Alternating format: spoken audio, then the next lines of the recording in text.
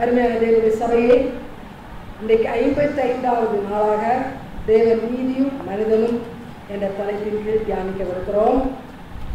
கர்த்தர் தேவன் நீதியை நமக்கு தெளிவாக வெளிப்படுத்தத்தான் வேதத்தில் உள்ள பரிசுத்தவான்களின் வாழ்க்கையை குறித்து தெளிவாக பேசிக் கொண்டிருக்கிறார். இது யாருடைய கற்பனையும் கிடையாது, யாராலும் சொந்தமாக எதையோ சொல்லவில்லை, வசனம் சொல்லுகிறது. பவுல் எப்படி வாழ்ந்தார் என்பதை நாம் ஏற்கனவே அப்போஸ்தலர் நடவடிக்கைகளிலே அநேக உதாரணங்கள் மூலமாக பார்த்தோம். இன்றைக்கு அவர் வார்த்தைகள் மூலமாக சபைக்கு சொல்கிறார், தன்னுடைய சாட்சியாக சொல்லுகிறார், பேசிக் கொண்டிருக்கிறார். இது நமக்கு மிகவும் தெளிவாக காண்பிக்கிறது ஒரு காரியம். ஆண்டவராகிய இயேசு கிறிஸ்து மணவாட்டியை தேடி வரும் பொழுது எந்த காரியங்களை கொண்டு, எந்த குணங்களை கொண்டு நம்மை தெரிந்தெடுத்து அழைத்து செல்ல போகிறார். தேவனுடைய பிள்ளைகளே, அசட்டையா இருக்க முடியாது. ஏதோ சொல்லுகிறார்கள், கேட்கிறோம், போகிறோம் என்று இராதிருங்கள்.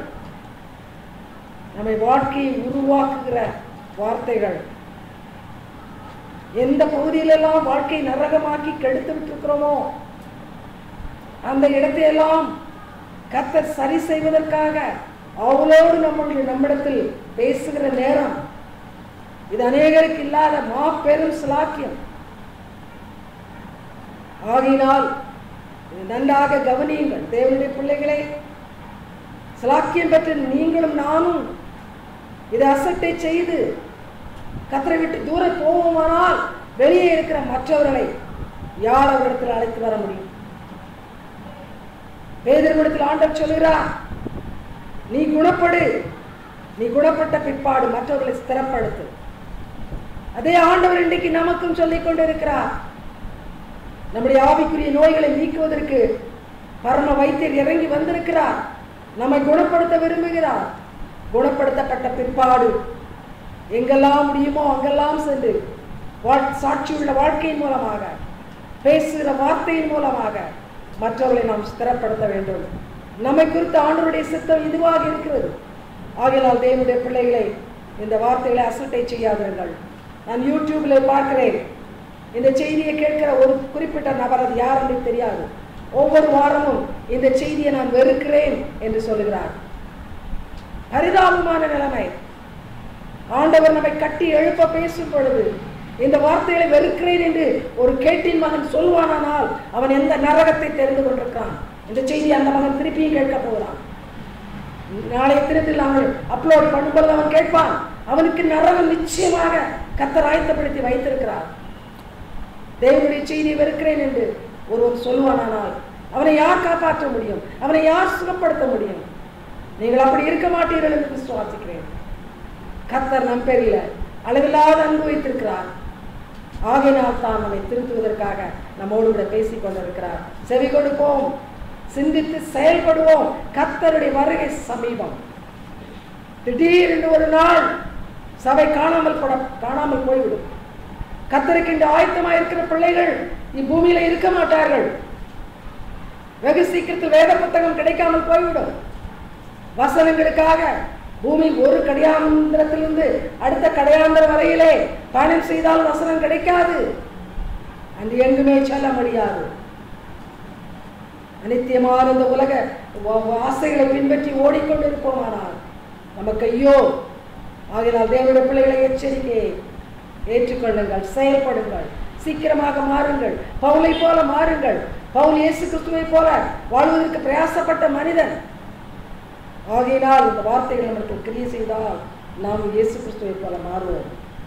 இன்றைக்கு புதிய ஏற்பாட்டிலே 2 கொரிந்தியரை தொடங்கி எபேசியர் வரை சில வசனங்களை நாம் பார்க்க போகிறோம். ஆகையினால் 2 கொரிந்தியர் புத்தகத்தை திருப்பி வைத்துக் கொள்ளுங்கள். பவுல் கொரிந்தியருக்கு எழுதின 2வது புத்தகம், அதிகாரம் 13 வசனம் 8. 2 கொரிந்தியர் 13:8. 2 Corinthians chapter 13 verse 8. சத்தியத்திற்கு விரோதமாக நாங்கள் ஒன்றும் செய்யக்கூடாமல் சத்தியத்திற்கு அனுகூலமாகவே செய்யக்கூடும். சத்தியத்துக்கு விரோதமாக நாங்கள் ஒன்றும் செய்ய மாட்டோம். சத்தியம் என்ன? ஆண்டவராகிய இயேசு கிறிஸ்து பரிசுத்த ஆவியின் ஒத்தாசை கொண்டு நம் கையிலே ஒரு அருமையான புத்தகத்தை கொடுத்திருக்கிறார். அதுவே சத்தியம். ஆண்டவராய் இயேசு கிறிஸ்து சொல்கிறார், நானே வழியும் சத்தியமும் ஜீவனுமாயிருக்கிறேன். அந்த ஆண்டவரே சத்தியம். அவர் ஜீவனுள்ள வார்த்தை. வேத புத்தகம் எழுதப்பட்ட வார்த்தை. He is a living word. The word Bible is the written word. இயேசு எப்படி வாழ்ந்தார்? வேதத்தில் தெரிந்து கொள்ளுங்கள். வேதம் எதை காட்டுகிறது? இயேசுவை காட்டுகிறது. ஆகையால் தேவனுடைய பிள்ளைகளை, இந்த சத்தியத்துக்கு விரோதமாக ஒன்றும் செய்ய மாட்டோம். சத்தியம் என்ன சொல்லுகிறதோ அதற்கு ஏற்ப நாங்கள் நடப்போம். அதற்கேற்ப நடக்க முடியாவிட்டால் ஆண்டவரிடத்திலே வல்லமைக்காக கெஞ்சுவோம், பிரார்த்திப்போம். அதற்கு விரோதமாக நாங்கள் செயல்பட மாட்டோம். இன்றைக்கு உள்ள காலகட்டத்திலே சத்தியத்துக்கு விரோதமாக பேசுகிற காரியங்கள், செய்கிற காரியங்கள் ஏராளம் இருக்கிறது. அநேக வேத புரட்டர்கள் சத்தியத்தை மக்கள் நம்பாமல் போகும்படியாக எதையோ புரட்டி கொண்டிருக்கிறார்கள். ஆனால் வசனம் சொல்லுகிறது, வேதத்திலே ஒரு சிறு எழுத்தை உறுப்பை கூட ஒருவனும் மாற்ற முடியாது, கூட்டவும் முடியாது, குறைக்கவும் முடியாது. அதுவும் எங்கே சொல்லியிருக்கிறது? மிக முக்கியமான புத்தகத்திலே, வெளிப்படுத்தின விசேஷத்திலே. அந்த புஸ்தகத்தை எழுதின ஆக்கியோர் அதை முடிக்கும் முன்பாக கடைசி சில வார்த்தைகளில் சொல்லியிருக்கிறார். மிக ஜாக்கிரதையாக இருப்போம். சத்தியத்துக்கு விரோதமாக செயல்படக்கூடாது, சத்தியத்துக்கு விரோதமாக பேசக்கூடாது. யாராயினும் பேசுவார்களானால் அவர்களை எச்சரிப்போம். அவர்கள் கேட்காவிட்டால் அப்படிப்பட்டவர்களை விட்டு விலகுவோம். அவர்களுக்கும் நமக்கும் சம்பந்தம் இல்லை என்று அறிக்கை செய்வோம். அதைத்தான் பவுல் சொல்கிறார். சத்தியமாகி இயேசுவை அறிவோம். பவுல் இயேசுவோடு பழகினவன் அல்ல. இயேசுவை எப்படி சீஷர்களாகிய மற்ற 12 அப்போஸ்தலர்கள் முகமுகமாக பேசி அவரோடு பழகி 3.5 வருடம் வாழ்ந்தார்களோ அப்படி வாழ்ந்தவர் அல்ல பவுல். ஆனால் ஆண்டவர் அவருக்கு தரிசனம் கொடுத்திருக்கிறார். அது மாத்திரமே. மற்றபடியாக இயேசுவின் வார்த்தைகள், இயேசுவால் சொல்லப்பட்ட வார்த்தைகள், அவர் ஓமையின் மூலமாக கற்பித்த போதனைகள் எல்லாவற்றையும் மிக உன்னிப்பாக கவனித்தவர் பவுல். அது மாத்திரமல்ல, ஆண்டவருடைய வார்த்தைகளை ஒவ்வொரு நாளும் அவருடைய மென்மையான குரல் மூலமாக கேட்டவர். ஆகினால் பவுல் ஆண்டவருடைய உள்ளத்தை உள்ளும் புறமுமாக அறிந்தவர். அவர் சொல்கிறார், சத்தியத்துக்கு விரோதமாக நான் செயல்பட மாட்டேன்.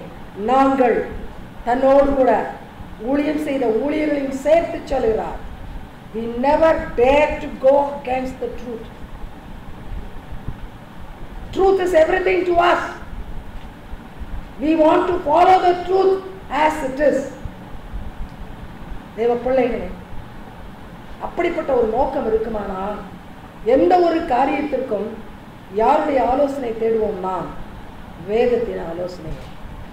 இன்றைக்கு அநேக நேரத்திலே நமக்கு ஏதாவது ஒரு ஆலோசனை வேண்டுமானால், ஒரு வழி வேண்டுமானால் எங்கெங்கேயோ போய்கொண்டிருக்கிறோம், எதையோ பார்த்து கொண்டிருக்கிறோம்.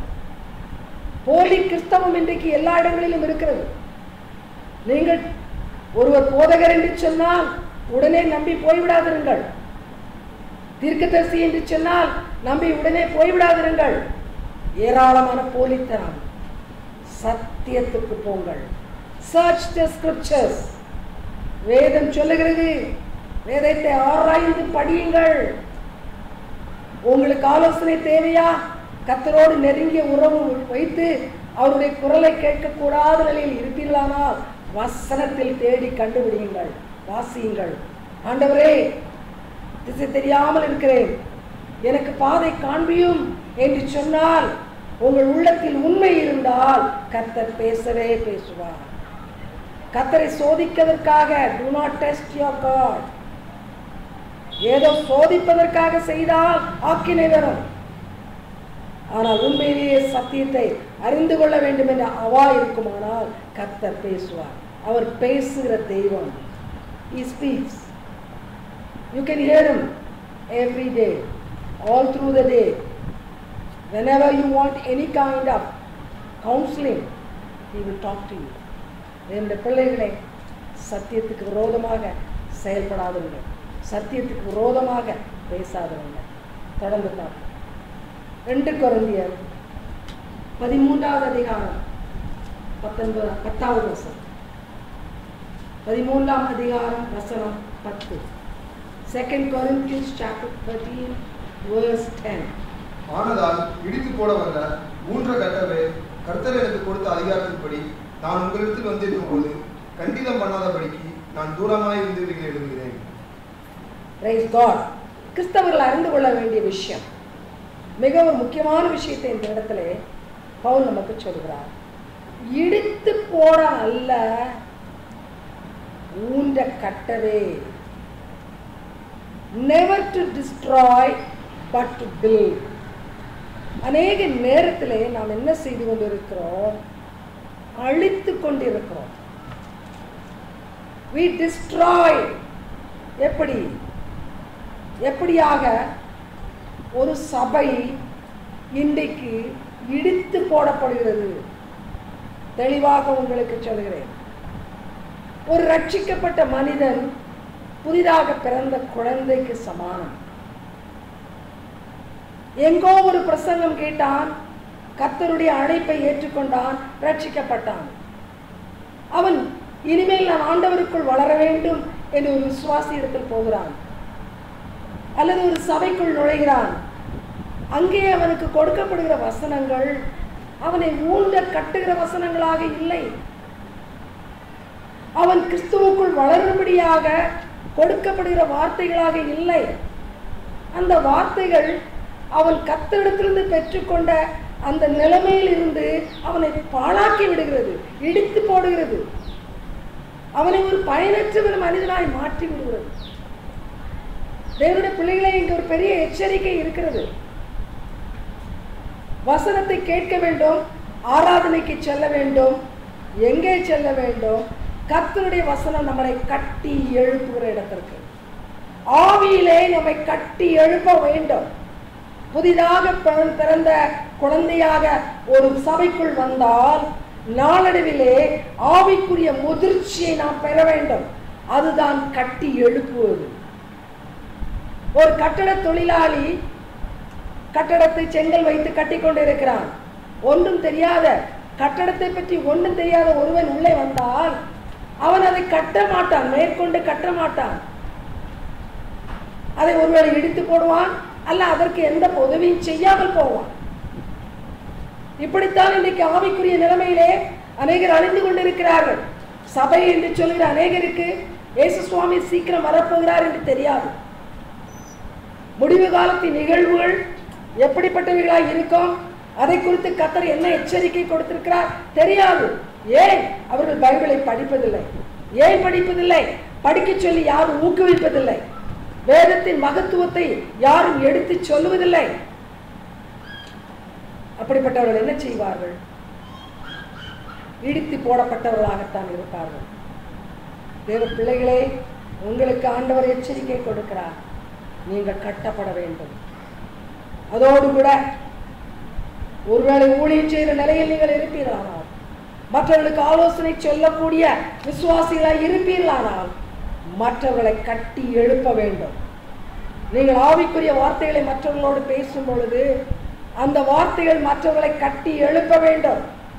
We all are together builders of God's kingdom. We are the builders, not Christ. Through the power of the Holy Ghost, we are doing the building business. ஆனால் அநேக நேரத்தில் நாம் இடித்து போட்டுக் கொண்டு இருக்கிறோம். செய்யாதிருங்கள், செய்யாதிருங்கள், உற்சாகப்படுத்துங்கள். இளம் விசுவாசிகளை, முதிர்ச்சி அடைந்த விசுவாசிகள் உற்சாகப்படுத்துங்கள். நல்ல வார்த்தைகளை பேசுங்கள், வீண் வார்த்தைகளை அலப்பாதிருங்கள். அதைத்தான் பவுல் சொல்கிறார். நீங்கள் ஒரு சினிமா கதை பேசிக் கொண்டிருப்பீர்களானால் புதிதாக வந்த விசுவாசி இடிக்கப்பட்டு போவான். உங்கள் வீட்டு கதைகளை சொல்லி புலம்பிக் கொண்டிருப்பீர்களானால் புதிதாக வந்த விசுவாசி இடிக்கப்பட்டு போவான். உங்கள் சாட்சி மற்றவர்களை கட்ட வேண்டும். இன்றைக்கு அநேக விசுவாசிகள் பேசுகிற வார்த்தைகள் all negative, negative, nothing but negative. தங்களுடைய குறைகளையே உளறிக் கொண்டிருப்பார்கள். தங்களுடைய கஷ்டத்தையே சொல்லிக் கொண்டிருப்பார்கள் அல்லது மற்றவர்களை பற்றி பேசிக்கொண்டே இருப்பார்கள். They are not builders, they are destroyers of the kingdom of God. நாம் செய்ய வேண்டியது என்ன? மற்றவர்களை கட்டி எழுப்ப வேண்டும். Constantly doing it. தொடர்ந்து அதை செய்து கொண்டே இருக்க வேண்டும். அதுதான் ஆண்டவர் நமக்கு கொடுத்த அழைப்பு. ஒவ்வொரு நாளும் நம்முடைய வார்த்தைகள் மற்றவர்களை கட்டி எழுப்ப வேண்டும்.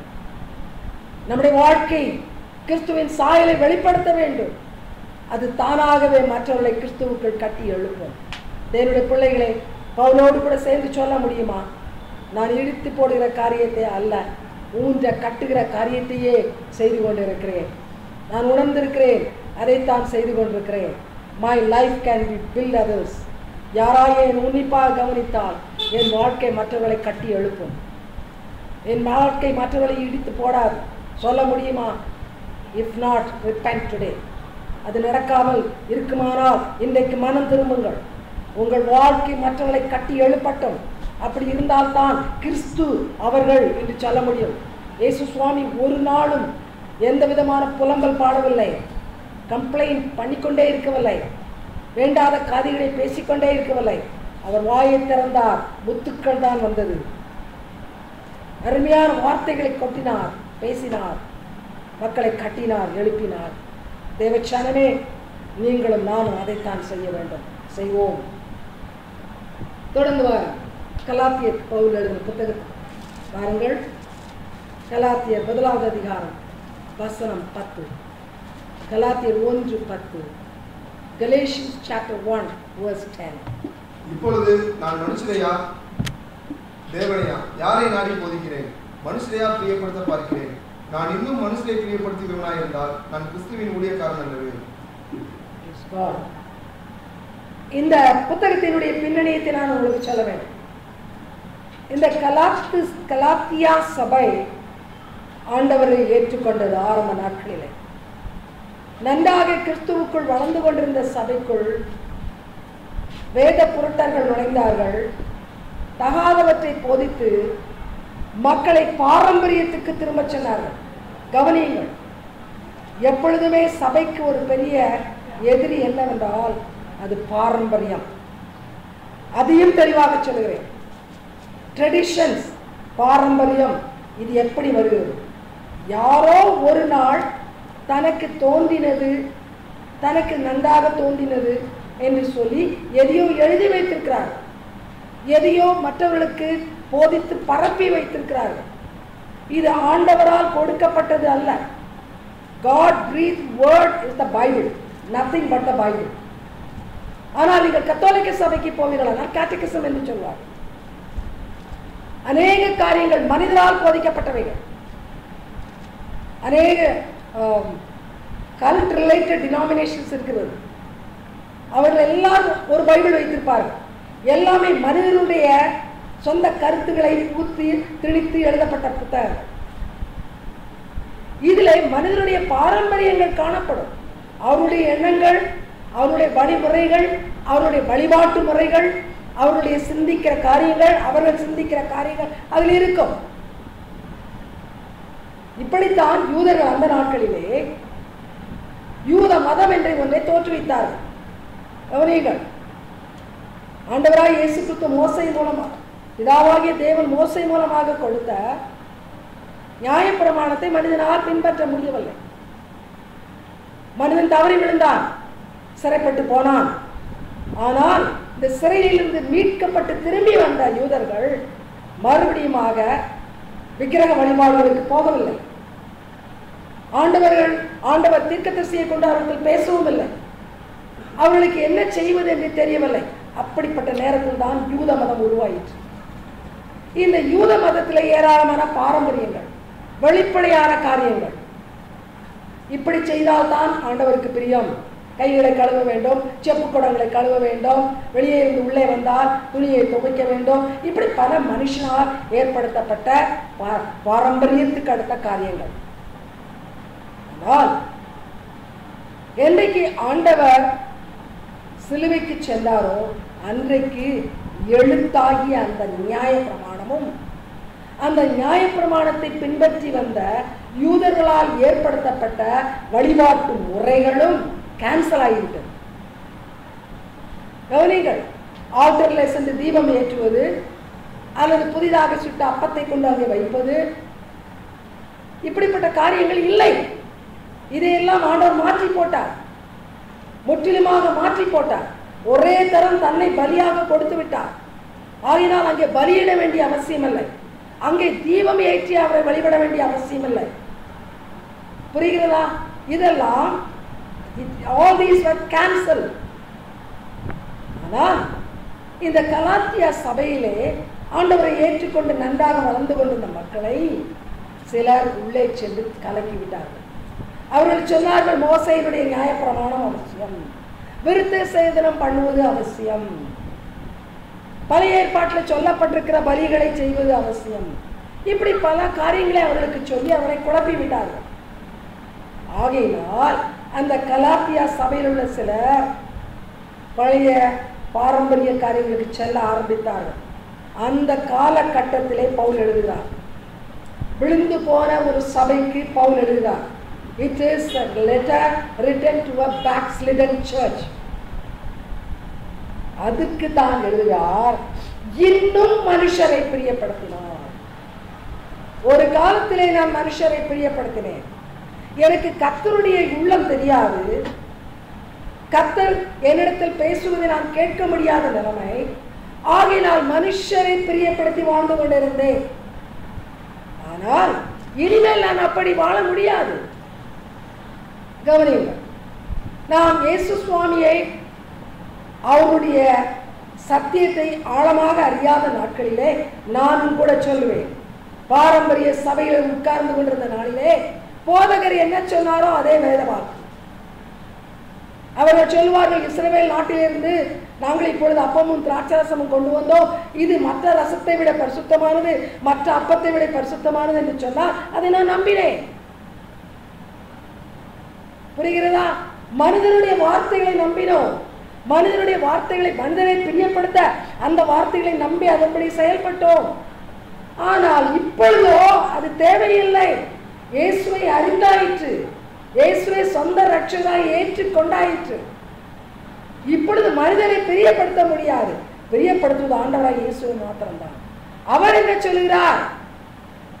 மனிதன் ஒருவரை சொல்வான், பிறந்த குழந்தை 6 மாதத்திலே கொண்டு போய் ஞானஸ்நானம் கொடு. மனிதனை பிரியப்படுத்த முடியாது, சபையில் இருக்கிற போதகரை பிரியப்படுத்த முடியாது.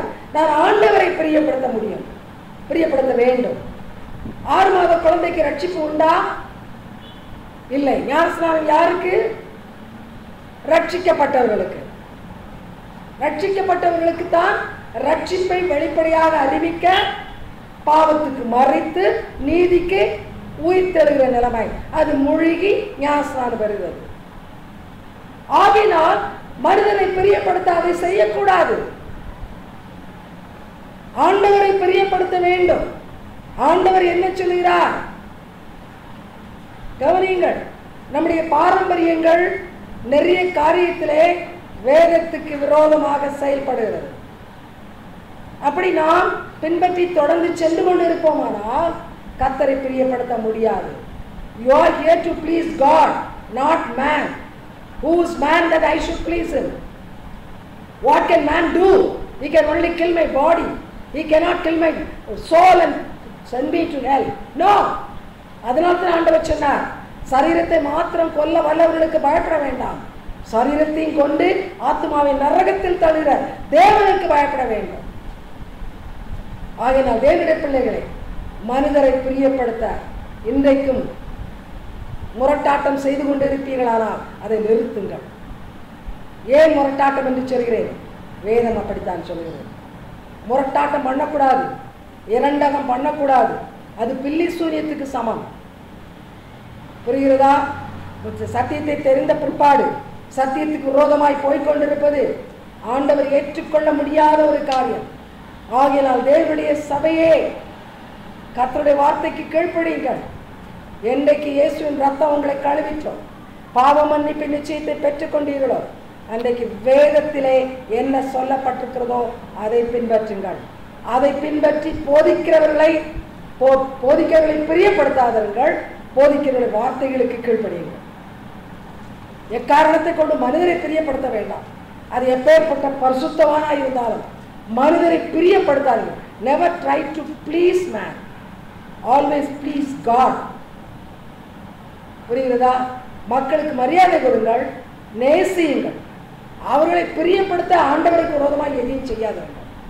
That is definite. சரி, பாருங்கள், அடுத்து தொடர்ந்து என்ன ஆண்டவர் சொல்கிறார் பாருங்கள்.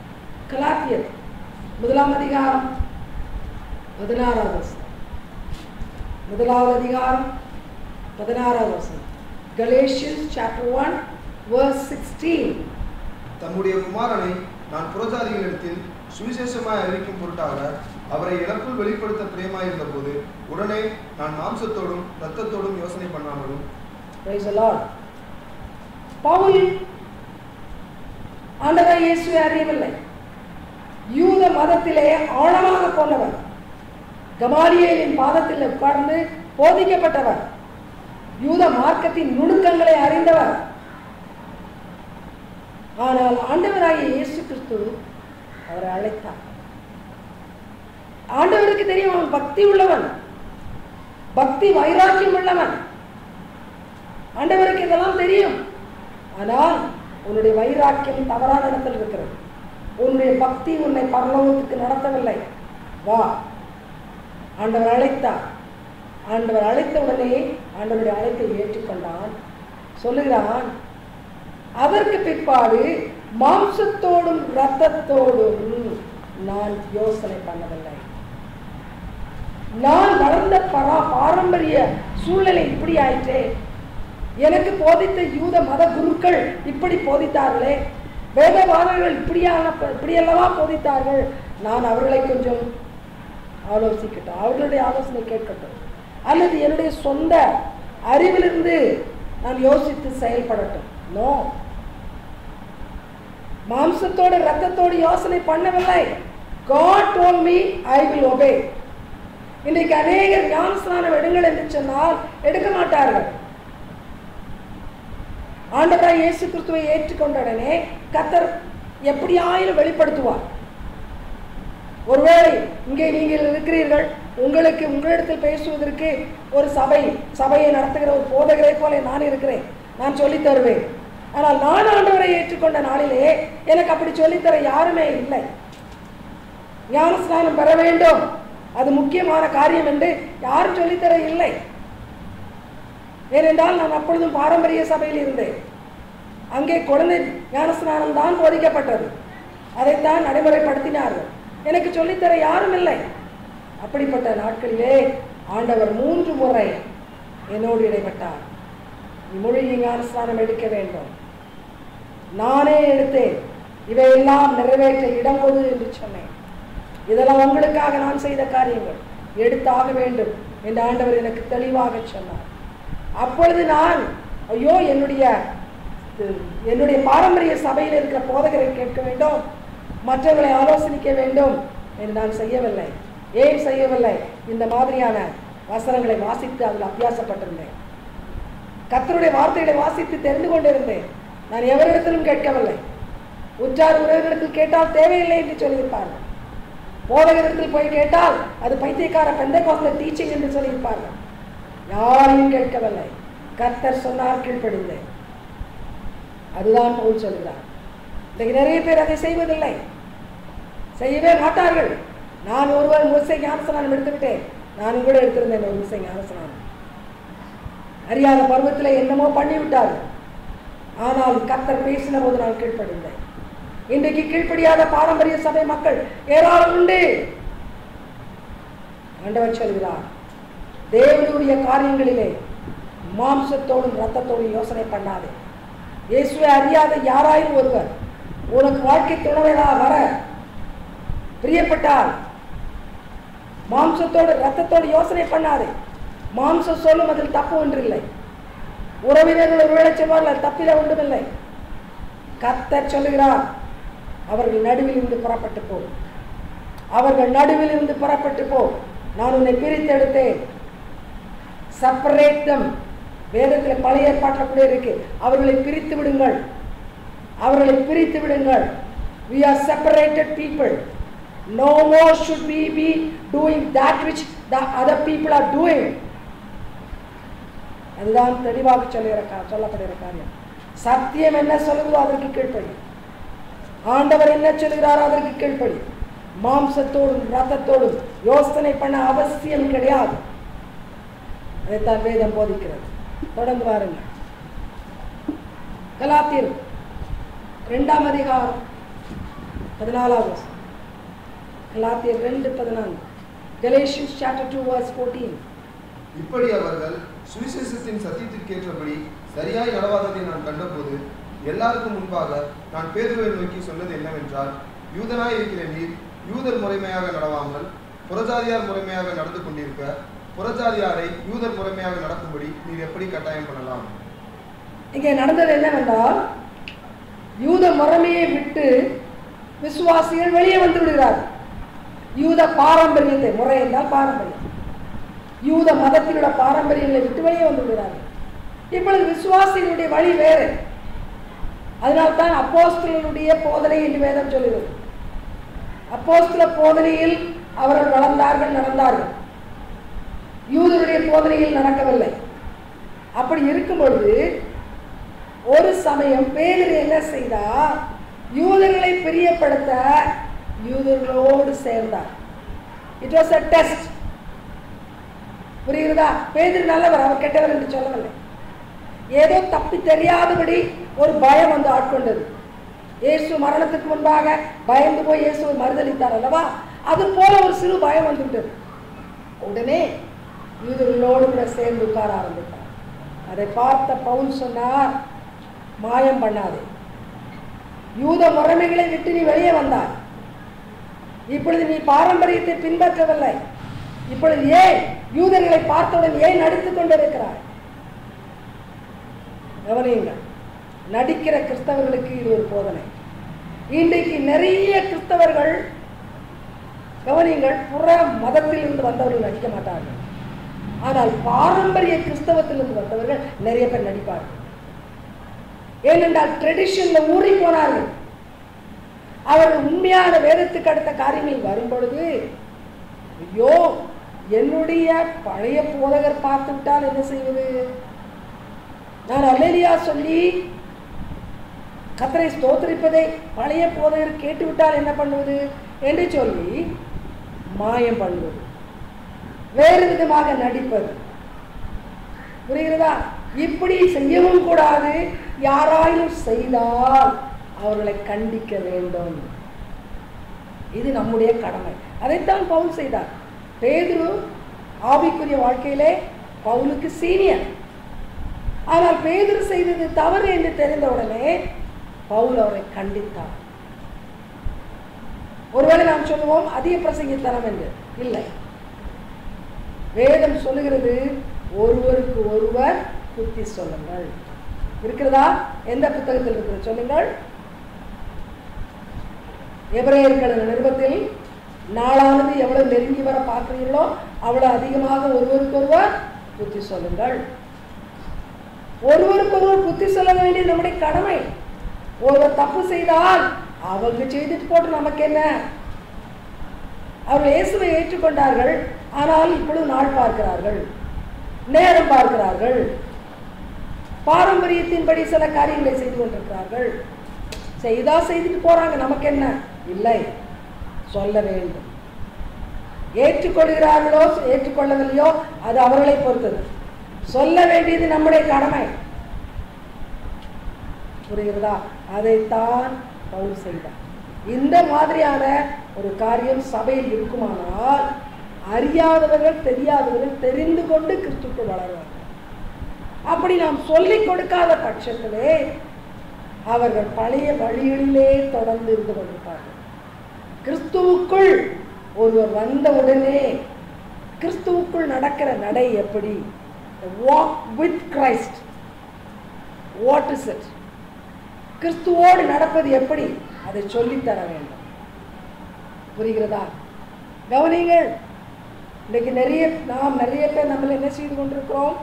தேவையற்ற காரியங்களை செய்து கொண்டு இருக்கிறோம்.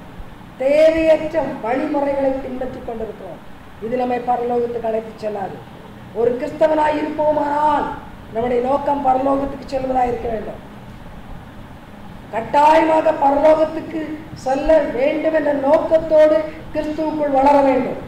அல்லாவிட்டால் நீ கிறிஸ்தவனாக இருந்தாலும் சரி, இல்லாவிட்டாலும் சரி, ஒரு வித்தியாசமும் கிடையாது.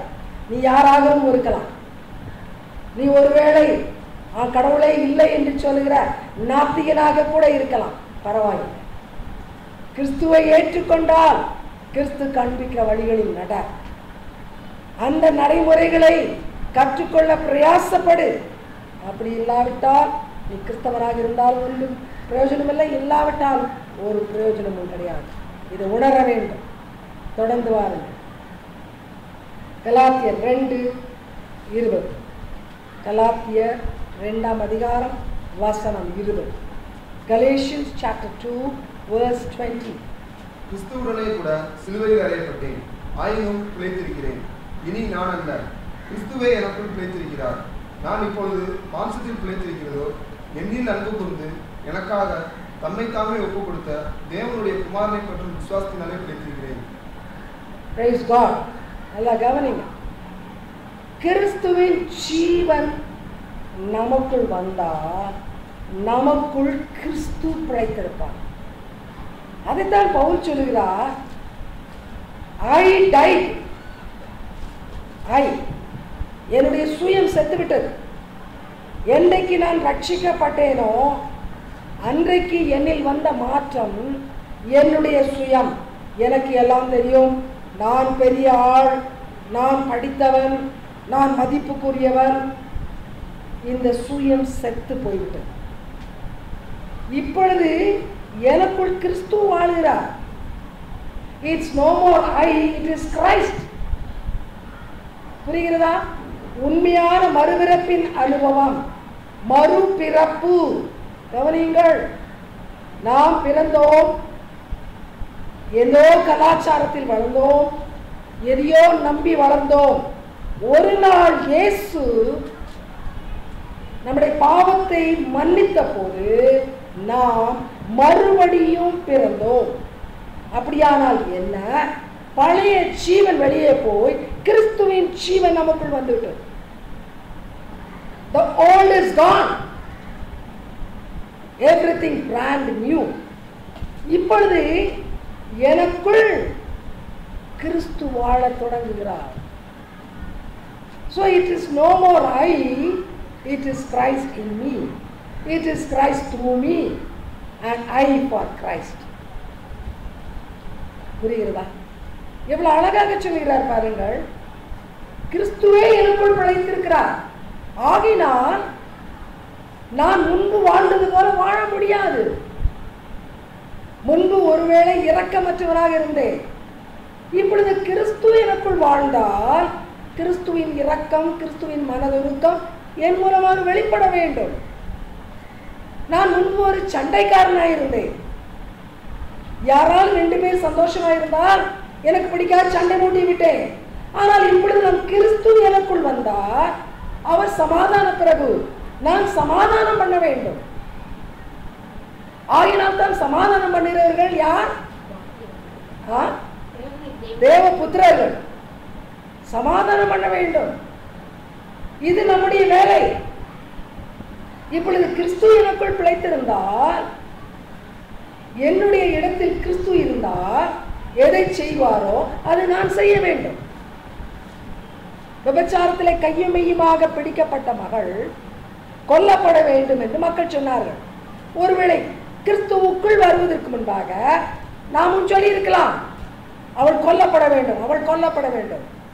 இப்பொழுதோ கிறிஸ்து எனக்குள் இருக்கிறார். கிறிஸ்து என்ன செய்தார்? மன்னித்தார். நான் என்ன செய்ய வேண்டும்? மன்னிக்க வேண்டும். புரிகிறதா உங்களுக்கு?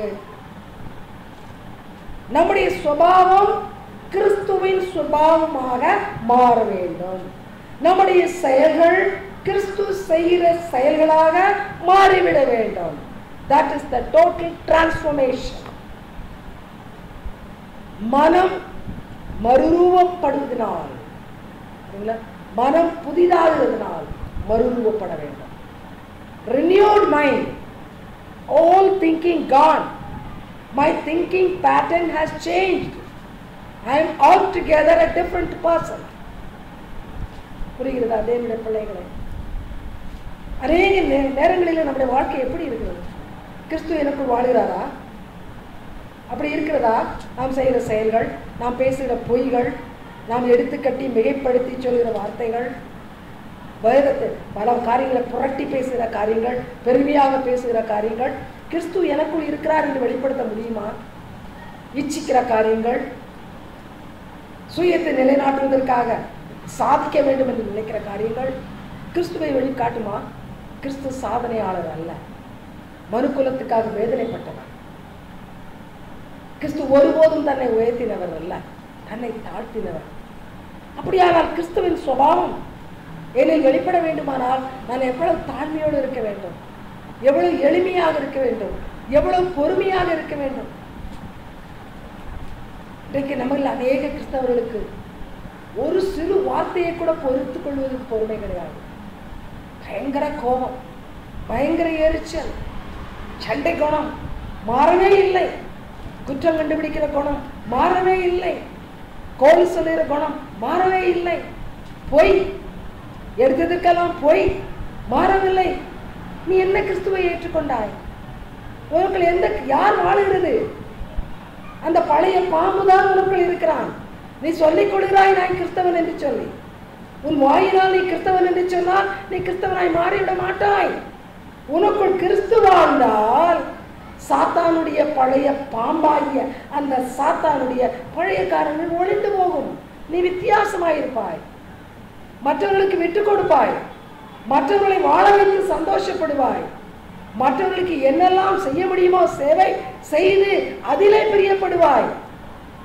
Are you like that? Then you are a Christian. Otherwise you are not a Christian. கட்டாயமா என்னுடைய செய்தியை கேட்கிற மனிதன் இன்றைக்கு சொல்வார் I hate it. ஏனால் அவருக்குள் இருக்கிறது கிறிஸ்து அல்ல, கிறிஸ்தவம். உனக்குள் கிறிஸ்டியானிட்டி இருக்கிறதா, கிரைஸ்ட் இருக்கிறாரா? If Christianity உனக்குள் இருக்கிறதானா, if Christianity is there in you, you are nowhere near Christ. If Christ is in you, you are different. புரிகிறதா தேவனுடைய பிள்ளைகளே? கிறிஸ்து நமக்குள் பிழைத்திருக்கட்டும். நாம் வாழ்கிற சமுதாயம் மாறும், நாம் வாழ்கிற இடம் மாறும், நாம் யாரோடு பழகினாலும் அவர்கள் மாறுவார்கள், அவர்கள் கிறிஸ்துவை போல வாழ பிரயாசப்படுவார்கள். தேவனுடைய பிள்ளைகளே, அதைத்தான் பவுல் செய்தார். தைரியமாக சொல்கிறார், எனக்குள் கிறிஸ்து வாழ்கிறார். பழைய பவுல் செத்து போய்விட்டான். பழைய பவுலை நான் புதைத்து விட்டேன், சிலுவையில் அறைந்து விட்டேன். அவன் உயிரோடு இருக்கவில்லை. இப்பொழுது இருப்பதோ பவுலுடைய வடிவத்திலே இயேசு. Christ is living in the form of Paul. Christ is revealed through the words of Paul. Christ is revealed through the activities of Paul. Can you and I say that? தொடர்ந்து வாருங்கள். கலாத்தியர் 4வது அதிகாரம் 19வது வசனம். கலாத்தியர் 4 வசனம் 19. Galatians chapter 4 verse 19. என் சிறு பிள்ளைகளே, கிறிஸ்து உங்களிடத்தில் உருவாகும் வரையும் உங்களுக்காக மறுபடியும் கர்த்தவேதனைப்படுகிறேன். கிறிஸ்து உங்களுக்குள் உருவாகும்படி மறுபடியும். கிறிஸ்து முதலாவது உங்களுக்குள்ளே உருவாகினார். நீங்கள் கிறிஸ்துவை ஏற்றுக்கொண்டீர்கள். ஆனால் இப்பொழுதோ கிறிஸ்துவை விட்டு தூர போய்விட்டீர்கள். இப்பொழுது மறுபடியும் கிறிஸ்து உங்களுக்குள் வர வேண்டும். உங்களுக்குள் கிறிஸ்து உருவாக வேண்டும். Once again Christ should come inside your life and dwell there, live there. அதற்காக நான் பாடுபடுகிறேன், அதற்காக நான் பிரயாசப்படுகிறேன். ஒரு உண்மையான தேவ ஊழியன் என்ன செய்வான்? எப்படியாயினும் மக்களுக்குள் கிறிஸ்து உருவாக வேண்டும், மக்களுக்குள் கிறிஸ்து உருவாக வேண்டும், அதற்காக பிரயாசப்படுவான். ஒரு உண்மையான தேவ ஊழியன் தன்னுடைய வாழ்க்கையிலே பணத்தை சேகரிப்பதற்கோ, வீடுகளை கட்டுவதற்கோ, பொருள்களை சபதரித்து பெரிய மனிதன் காட்டுவதற்கோ, பெயரின் புகழை நிலைவாற்றுவதற்கோ ஒரு காரியத்தையும் செய்ய மாட்டான். அவன் எதற்காக பிரயாசப்படுவான்? சபைக்குள்ளே கிறிஸ்து உருவாக வேண்டும். என்னுடைய சபையின் மக்கள் கிறிஸ்துவை தங்களுக்குள்ளே வாழ விட வேண்டும். அதற்காக நான் என்னை பணைய வைப்பேன், அதற்காக நான் எந்த பிரயாசத்தையும் எடுப்பேன் என்று இருப்பான். அவன் தான் உண்மையான ஊழியக்காரன். He is not a jolly man. இன்னைக்கு அப்படித்தான் மக்கள் வாழ்ந்து கொண்டிருக்கிறார்கள். Happy go lucky people. சந்தோஷமாக ஆரவாரிப்போம், கூட்டம் கூடுவோம், நன்றாக சாப்பிடுவோம், ஊர் சுற்றுவோம். ஓ, கிறிஸ்துவினுடைய பிள்ளைகள் நாங்கள். இல்லை மக்களே, கிறிஸ்து உங்களுக்கு கிறிஸ்துவுக்கு வெகு தூரம். உங்களுக்குள்ளே கிறிஸ்து இல்லை. கிறிஸ்து இருந்தால் மற்றவர்களுக்குள்ளே கிறிஸ்து உருவாக நீங்கள் பிரயாசப்படுவீர்கள். விசுவாசியாக நீ இருந்தால் உன் பக்கத்தில் இருக்கிற பிசாசுக்கு அடிமைப்பட்ட அந்த இன்னொரு சகோதரன் தன்னுடைய வாழ்க்கையை துன்மார்க்க வெறித்தனத்திலே வீணாக்கி கொண்டிருக்கிற இன்னொருத்தன் அழிவதை நீ பார்க்க மாட்டாய். அவனுக்குள் கிறிஸ்து உருவாவதற்கு நீ கர்ப்ப வேதனைப்படுவாய். உன்னையே நீ நொறுக்குவாய், உன்னையே நீ உருக்குவாய். எதற்காக? அவனுக்குள் கிறிஸ்து உருவாக வேண்டும். இன்னொருவன் கிறிஸ்துவை ஏற்றுக்கொள்ள வேண்டும். நான் என்ன தியாகம் செய்ய வேண்டும்? அதற்காக நான் எத்தனை தூரம் நடக்க வேண்டும்? அதற்காக நான் எதை விட்டு கொடுக்க வேண்டும்? நான் ஆயத்தம். I want Christ to be born in my brother, in my friend. I am prepared to sacrifice anything for that. அப்படிப்பட்ட ஒரு மனோபாவம் நமக்கு உண்டா? அப்படிப்பட்ட கிறிஸ்துவின் சிந்தை நமக்கு உண்டா? என்னுடைய பிள்ளைகளை அப்படி இல்லாவிட்டால் நாம் கிறிஸ்துவின் ராஜ்யத்துக்கு வெகு தூரமானவர்கள். அவருடைய ராஜ்யத்துக்குள்ளே நாம் இல்லை. அவருடைய ராஜ்யத்துக்கு வெகு தூரமானவர்கள். தயவு செய்து வெறும் மரக்கட்டை கிறிஸ்தவர்களாய் வாழாதிருங்கள். கவனியுங்கள், இதோ அங்கே இருக்கிற மரம் காற்றுக்கு அசைகிறது. அது ஜீவனுள்ள மரம். என் முன்னாலே ஒரு மரம் உட்கார்ந்து இருக்கிறது. இந்த கம்ப்யூட்டரை அந்த மரத்து மேல் வைத்திருக்கிறேன், அது அசையாது. அப்படிப்பட்ட கிறிஸ்தவனாய் இராதே. நீ ஜீவனுள்ள கிறிஸ்தவனாய் இரு. உன் மூலமாக மற்றவர்கள் ஜீவனை பெறட்டும். மரக்கட்டை கிறிஸ்தவத்தை விட்டு வெளியே வா. நாட்கள் கடந்து கொண்டு போகிறது. இயேசு சுவாமி சீக்கிரமாக வருகிறார். மக்கள் அழிந்து கொண்டிருக்கிறார்கள். நீயே உருப்படாத கிறிஸ்தவனாய் இருந்தால் நீ யாரை உருவாக்குவாய்? நீ உணர்வில்லாத கிறிஸ்தவனாய் இருந்தால் உன்மேல் உன் மூலமாக யார் உணர்வை பெறுவார்கள்? பயனற்ற கிறிஸ்தவ வாழ்க்கையை விட்டு வெளியே வா. பயனற்ற பாரம்பரியத்தை விட்டு வெளியே வா. கிறிஸ்துவனை அழைக்கிறார். இன்றைக்கு அவருடைய பிள்ளையாக, உண்மையான அவருடைய சீடனாக மாறு. மற்றவர்களுக்குள் கிறிஸ்து உருவாக பாடுவது. உன்னை அழிக்க ஒப்புக்கொடு. Sacrifice yourself. அதைத்தான் ஆண்டவர் சொல்லிக் கொண்டிருக்கிறார். கடந்து வாருங்கள். கலாத்தியர் 6வது அதிகாரம் வசனம் 14. கலாத்தியர் 6:14 வசனம். Galatians chapter 6 verse 14. நானும் நம்முடைய கர்த்தராகிய இயேசு கிறிஸ்துவின் சிலுவையை குறித்து அல்லாமல் வேறொன்றையும் குறித்து மேன்மை பாராட்டாதிருப்பேனாக. அவரால் உலகம் எனக்கு சிலுவையில் அறிந்திருக்கிறது, நானும் உலகத்திற்கு சிலுவையில் அறிந்திருக்கிறேன். Praise the Lord. If I boast about the cross of Christ. அந்த ஒரு சிலுவை தான். அந்த சிலுவையும் சிலுவையின் மரணம் இல்லாவிட்டால் நான் நரகத்துக்கு சென்றிருப்பேன். நான் பாவியாக வாழ்ந்திருப்பேன். நான் துன்மார்க்கனாக இருந்திருப்பேன். அந்த சிலுவை என் வாழ்க்கையை மாற்றிற்று. அந்த சிலுவையின் மரணம் எனக்கு புது ஜீவனை கொடுத்தது. If I boast about that cross alone. எதையாய் குறித்து பெருமையாக பேசுவேன், ஆனால் அந்த சிலுவையின் மரணத்தை குறித்து மாத்திரம் பேசுவேன். எனக்காக இயேசு ஏற்றுக்கொண்ட பாடுகளை பற்றி மாத்திரம் பேசுவேன். என்னுடைய பிள்ளைகளை எவ்வளவு அழகாக சொல்கிறார். இவருக்கு குலத்தை பற்றி, கோத்திரத்தை பற்றிய பெருமை இல்லை. வேறு எந்த ஒரு காரியத்தை குறித்தும் அவர் மேன்மை பாராட்டவில்லை. I belong to a high family. My family is high. So much money, so big position, all rubbish. அவர் சொல்லுகிறார், எதையெல்லாம் பெரிது என்று நினைத்தேனோ அதையெல்லாம் குப்பையும் வீடும் என்று விட்டுவிட்டேன். பிலிப்பியர்கள் நிறுவத்தை படித்து பாருங்கள். அழகாக சொல்கிறார், அவையெல்லாம் குப்பை, வீண். இப்பொழுது நான் even now I boast. இப்பொழுது நான் மேன்மை பாராட்டுவேன். எதை குறித்து? சிலுவை. எந்த சிலுவையிலே என் ஆண்டவர் மரித்து எனக்காக ரட்சிப்பை சம்பாதித்தாரோ அந்த சிலுவையை அல்லாமல் வேற எதை குறித்தும் நான் பெருமை பாராட்ட மாட்டேன். I belong to the Christ of cross. I boast about it. நான் பெருமையாக சொல்வேன், நான் ரட்சிக்கப்பட்டவன், நான் கிறிஸ்துவின் ரத்தத்தினால் கழுவப்பட்டவன், நான் கிறிஸ்துவின் ராஜ்யத்துக்கு சொந்தமானவன். இதை குறித்து தான் நான் பெருமை பாராட்டுவேன், வேறு எதை குறித்தும் அல்ல. நான் பிறந்த போது எந்த குடும்பத்தில் பிறந்தேனோ அந்த குடும்பத்தில் உள்ள காரியங்கள் குப்பை. They are nothing but rubbish.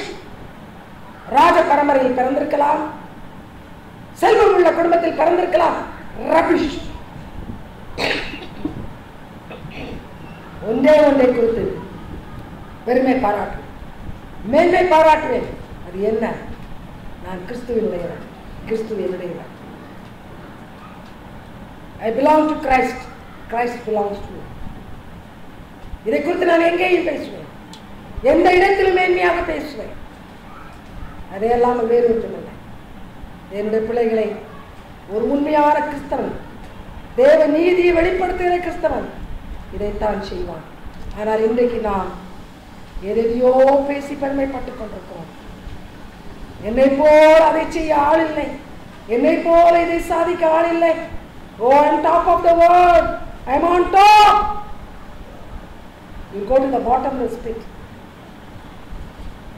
What is reserved for you is the bottomless pit. Don't boast about anything else.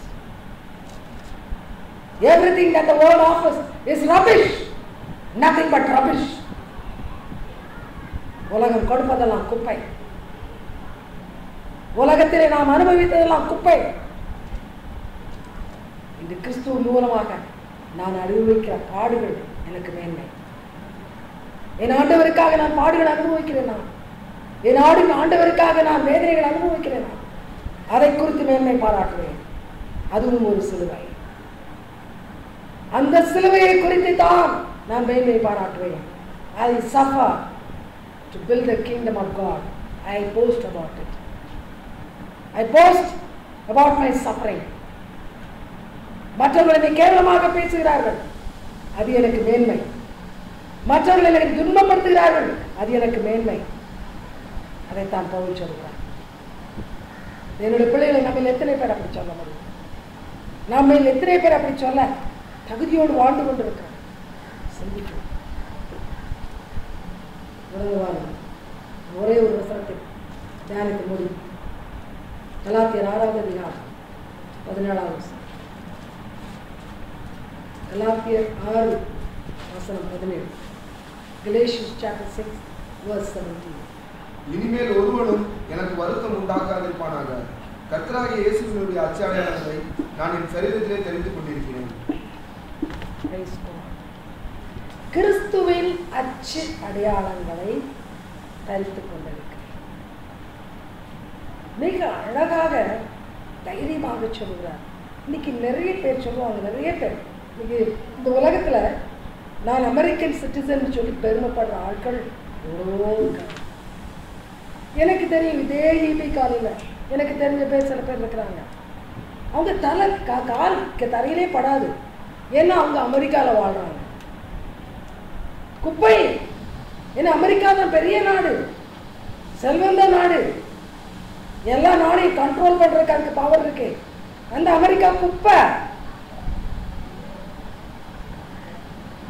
இயேசு கிறிஸ்துவின் அச்சு அடையாளங்களை என் சரீரத்தில் தாங்கிக் கொண்டிருக்கிறேன். இயேசு எப்படி வாழ்ந்தாரோ அப்படி வாழ்ந்து கொண்டிருக்கிறேன். அதுதான் எனக்கு மேன்மை, அதுதான் எனக்கு பெருமை. தேவனுடைய பிள்ளைகளே, பவுலை போல தைரியமாக சொல்ல முடியுமா? பவுலுடைய சரீரத்திலே அடையாளங்கள் என்ன? அடையாளங்கள் கிறிஸ்துவுக்காக பாடுபட்ட அடையாளங்கள். அடிக்கப்பட்டேன், வாளால் அடிக்கப்பட்டேன், வாளால் தாக்கப்பட்டேன், கப்பல் சேதத்தில் இருந்தேன். 2 கொரிந்தியர் நிருபத்தை படித்து பாருங்கள். அந்த அடையாளங்கள் தான் வாழ்க்கை முழுவதும் அனுபவித்த காரியங்கள். ஒரு நாள் தவறாமல் கிறிஸ்துவுக்காக பாடுபட்டார். அச்சு என்று சொல்லும் பொழுது ஒரு அச்சை எடுத்து அதில் மாவை வார்த்து அதை புளிந்தால் அதில் என்ன டிசைன் இருக்குமோ அது கீழே வரும். அந்த அச்சு அப்படியே இருக்கும். கவனியுங்கள், கிறிஸ்துவனுடைய அச்சு. கிறிஸ்துவை பார்க்க வேண்டுமானா என்னை பாருங்கள். I am ditto Christ. எவ்வளவு தைரியமாக சொல்லுகிறார். என்னுடைய செயல்களை உன்னிப்பாக கவனியுங்கள். அந்த கிறிஸ்துவை நான் தியானித்தேன், அந்த கிறிஸ்துவை அறிந்து கொண்டேன். இனி வித்தியாசமாய் நான் வாழ முடியாது. அந்த கிறிஸ்துவை போலத்தான் நான் வாழுவேன், வேறு எப்படியும் என்னால் வாழ முடியாது. ஆகையினால் அவருடைய அச்சாக மாறிவிட்டேன். நம்ம எத்தனை பேர் சொல்ல முடியும்? தேவனுடைய பிள்ளைகளை சொல்ல முடியுமா? தைரியமாக அவர் சொல்லுகிறார். இன்றைக்கு அப்படிப்பட்ட ஒரு வாழ்க்கையை நாம் வாழ்ந்தோமானால் இந்த உலகம் கிறிஸ்துவை அறிந்து கொள்ளும். இன்றைக்கு உலகம் கிறிஸ்துவை அறியவில்லை. கிறிஸ்துவின் நாமத்தை நாம் சொல்லுகிறோம், ஆனால் நம்முடைய வாழ்க்கையிலோ கிறிஸ்துவை நாம் காண்பிப்பதில்லை. நம்முடைய வாழ்க்கையிலே கிறிஸ்துவனுடைய அச்சம் கிடையாது, அடையாளமும் கிடையாது. எதையோ செய்து கொண்டிருக்கிறோம். உலகத்தாரை போல வாழ்கிறோம், உலகத்தாரை போல பேசுகிறோம், உலகத்தாருடைய சிந்தனை நம்மிடத்தில் இருக்கிறது. ஆனால் சொல்வதோ நான் ஒரு கிறிஸ்தவன். ஆகையால் தன் மக்கள் சொல்கிறார்கள், இந்த கிறிஸ்தவர்கள் எல்லாம் போலி, அவர்களை கிறிஸ்துவை காணோம். வேதத்தை தூக்கி பேசுகிறார்கள், வேதத்தின் சத்தியம் அவர்களுக்கு வாழ்க்கையில் இல்லை. பிரசங்கம் பண்ணுகிறார்கள், ஆனால் பிரசங்கத்தின்படி நடப்பதில்லை. பவுல் சொல்கிறார், பிரசங்கம் பண்ணுகிற நான் தானே ஆகாதவனாய் போகாதபடிக்கு என் சரீரத்தை அடக்கி ஒடுக்கி கீழ்படுத்துகிறேன். எத்தனை பேர் அப்படி சொல்ல முடியும்? தேவ பிள்ளைகளை கிறிஸ்துவை தரித்தவர்களாக, கிறிஸ்துவின் அச்சடையாளங்களை வெளிப்படுத்துவர்களாக வாழ்ந்தால் அன்றி ஒருவரும் நம்மை பார்த்து கிறிஸ்துவை ஏற்றுக்கொள்ள முடியாது. நாம் கிறிஸ்தவத்துக்கு இடரலாக இருப்போமே தவிர கிறிஸ்துவுக்கு வழிகாட்டுகிற, கிறிஸ்துவுக்குள் வழி நடத்துகிறவர்களாக இருக்க முடியவே முடியாது. என்னுடைய பிள்ளைகளை ஆண்டவர் வேதனையோடு பேசிக் கொண்டிருக்கிறார். You people make tall claims, but there's nothing in your life. I'm watching you. I don't see anything special in your life. வேதனையோடு ஆண்டவர் சொல்கிறார், வித்தியாசமானவர்களாக நான் உங்களை பார்க்கவில்லை, என்னை போல நீங்கள் வாழ்கிறவர்களாக நான் உங்களை பார்க்கவில்லை. மனம் திரும்புங்கள், சீக்கிரமாக வரப்போகிறேன். இதோ நான் சீக்கிரமாக வரப்போகிறேன். அந்த நாளிலே நான் அழைத்துச் செல்லும்படியாக என்னை போல் ஆகுங்கள், என்னை போல் மாறுங்கள். என்னுடைய அச்சு அடையாளங்களை உங்கள் வாழ்க்கையிலே தரித்து தொடர்ந்து கிறிஸ்தவ பயணத்தை மேற்கொள்ளுங்கள். God bless you.